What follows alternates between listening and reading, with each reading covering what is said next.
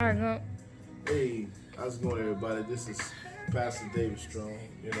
This is my lovely wife, Latasha Strong here. That's me. Yes. Yes. She stay turned up. We stay ready for whatever.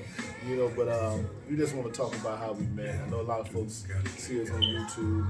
You see us preaching. Yeah. You see our messages. You see our songs, exhortation.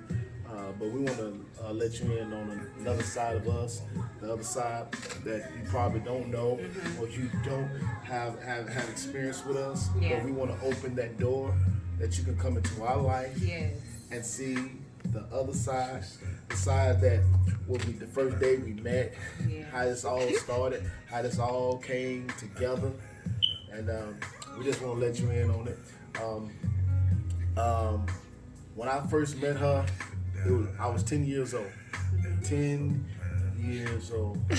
And that's my little man right there, my son. But I was 10 years old when I met her. That was in 5th grade. She had came into the school, and I'm talking about, it was this beautiful girl, had these long pigtails in her hair. I'm talking about, she had a body of a queen at a young age. I'm like, wow. But that was not the thing. It was something that came over me, and I now, as I got older, and I know the Spirit of God, that God was trying to tell me at a young age, that was the woman for me. She was connected to me, because at the age of 10, I felt like she's supposed to be with me. I didn't feel like that, never felt like that with any other girl. But when I first seen her, I felt like we supposed to be together. Yeah. And I couldn't explain it. It was not because she was so beautiful whatsoever, but it was just something like, this came on me like, she's supposed to be with you. You supposed to be with her. And when we got to, when I talked to her and could try to get with her, it didn't work out. She could tell you. No, it didn't. Yeah. I did not like him when we were 10. Yeah. I looked at him. I said, we could be friends, but at 10, you're not thinking about boys. So in my mind, I was like, ew, But come to think of it, all these years later, it blossomed into a beautiful friendship. Best friends, all throughout school, and he was just like the perfect friend. I could talk to him about anything, anything. I would set him up with girls, and he'll try to hook me up with his friends. Yeah, that's middle school. Yeah, now we're talking about middle school now. Yeah. So, along with our blossoming into our friendship, I would set him up with girls, he'll set me up with guys, and, we just started liking each other, We started liking each other. He started dating one of my close friends, and that's when I realized that I really, I was digging him. I liked him. I wanted more than just for us to be best friends. So, yeah, we started dating in middle school, Because I used to also, matter of fact, I used to hook up with my friends. I'm like, guys that was close to me, like her in middle school. Because, like I said, we were good friends. We would talk on the phone all night, And she wanted to talk to a friend of mine. He wanted to talk to her, and I hooked her up. But, make the long story short, he caught the vapors. Yeah. Go ahead, Yeah. just caught the vapors. Yeah, he got the vapors. Yeah, that's how it was. Matter of fact, I used to look out for her when she dated guys. Like, say for instance, a guy she would be dating. I know a guy she was dating for a while. I was like, that was my girl. I had her back to the point that I'll get information from him if he cheating on her, and I told her about it. And they ended up breaking up, and that's when we started knowing that we had looked something more, and we wanted to go farther in our relationship. Yeah. And so we went on and started dating. Yeah. But I was getting a little wild, and she was a virgin, and I was like, she don't want to. She's moving too slow, and I'm going down this path that she's not going in. I started changing, and I was changing for the worse, not for the better. And like I said, I started getting to other things, and like I said, and she was like, no, she's not ready to lose her virginity or nothing. And I was ready to get a little messy. So we end up separating, and after that, she later on, what? Yeah, I moved to Decatur, and I did date someone from that period of time. Dated someone for a while when I moved to Decatur, Alabama. And I would say maybe 5 years later or 4 years later, him and I met up again. I had went to my hometown, which is Huntsville, Alabama. I went to Huntsville, Alabama, and I went to visit him because he was always on my mind. No matter who I dated, who I was with, I just could not get over him. I used to pray for him as a little girl, as in middle school. I used to always pray for him that we were end up getting married one day and having children. Little did I know that God was going to do it for real. I was not, like all spiritual or went to church every Sunday.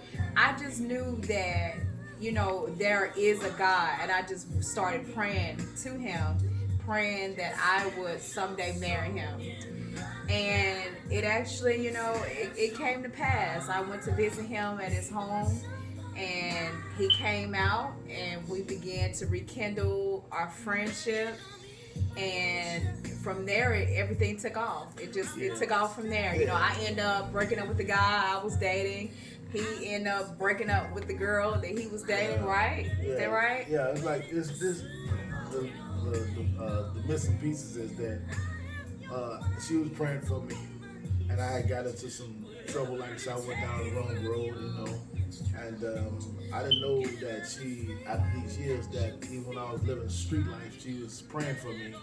And the thing about it, to show you how God did it, is that after I got out, I did a little time after I got out. You know what I'm saying? I didn't really know what to do with myself, and I had just soon I got out, I had just separated from my child's mother, and when I separated from her, I was like, what do I do now? Do I go back to the street life? But I want to make a change, but I still hard for me to make this change.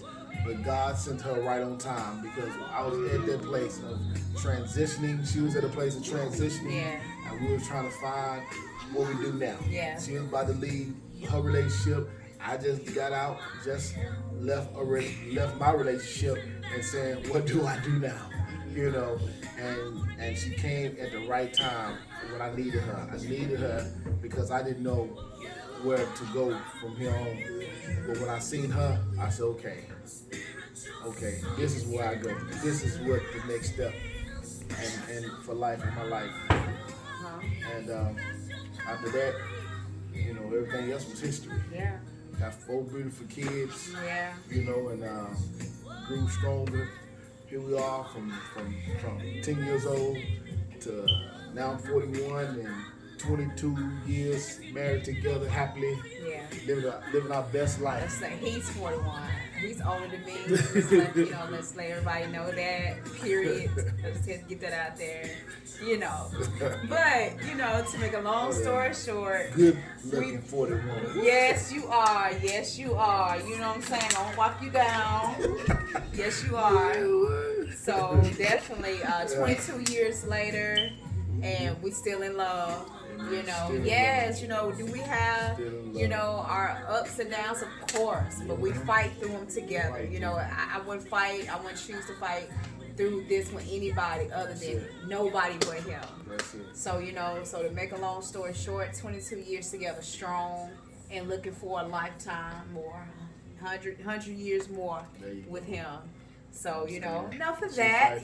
We just wanted to give y'all a little background. Yeah, he fought for me, I fought for him. We just wanted to give y'all a little background story of who, y'all hear First Lady Strong or Pastor David Strong, but just wanted to let you in on Tasha and David, who we are as people. So we like to joke. That's right. We like to laugh. We're very silly. We joke. Yeah, that's what attracted us to each other. He always have made me laugh. We are born fools. Yes. If you could just be a fly on the wall, I'm telling you, it get real crunk in this house. Yeah. So it's just we have a lot of fun together, and I love him. He loved me, and we're still in love, and we just strong. That's right. You know. So, if y'all have any questions for us, please, put them in the comment section. We'll love to answer your questions and do a Q&A. Talk to us. We talk back. Yeah, we talk back. You talk to us, we talk back. Yes, That's we what do. We do. We Yeah. can talk back Yeah. to you. So Yeah. if you got any relationship advice or any church topic that you Talk would like for back. us to talk about, we're willing to just, Yeah. we'll get down with the questions or whatever. That's Just put us some Q&A, some questions down. We'll answer them, and we're gonna also do some ourselves. And you want a kiss? You try to give a kiss? I'm gonna tell you more Thank of you. our life stories and things that we went through. More personal side stuff of our testimonies and how did we get to a place of just not only being together in marriage, but also how we overcame different obstacles as well. Yeah. Amen. We don't try to paint perfect pictures, Yeah. but we paint a picture that you can make it. We paint a picture that you can go through the fire and continue to go on and stand. We paint pictures that you can take a licking and keep on taking. Yeah. That your relationship can survive anything. And yes, we got cuts and scars. You know what I'm saying? But we made it. Yeah. But we made it. As y'all can see, I love my husband, but he can talk a lot. I mean, he can go on and on. I want to be a rapper. So yeah, he did want to be a God rapper. didn't call me. I'll be a rapper. Yeah. I'm messing with you. He probably would rap. I always joke with him and told him that his voice is not made to rap because it's too deep. But it seems like you talking a little more than me now, baby. I think you got a preach problem. A preaching problem. Like you got this addiction to speaking. Well, look, we're gonna go ahead and cut this on right now. Well, But we just thank y'all for tuning in. Thank y'all. Like I said, if y'all got any questions for us, put them down in the comment section. Down. We will answer them. We will be on it. We'll be checking it daily, period. So, until then, y'all stay blessed, and we love blessed. you. We love y'all. Yes. Bye-bye.